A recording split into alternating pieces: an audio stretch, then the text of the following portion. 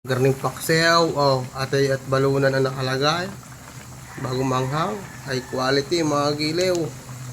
Kita nyo kaya? Ha? Wari kin naman eh, sagak naman sa kanin din eh. Bawang, some balunan, paminta, liquid seasoning, habanos na binabad sa asin bago piniga natin. Some sugar, water. Ayan. Wow! Atay, yan.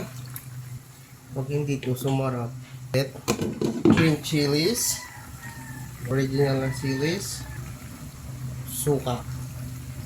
Lagyan lang natin ng konting Himalayan salt. Garning paksew, atay at balunan ang nakalagay. Bago manghang, high quality mga gilew. Yun!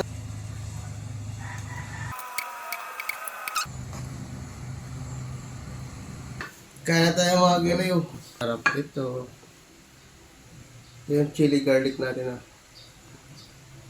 Yummy.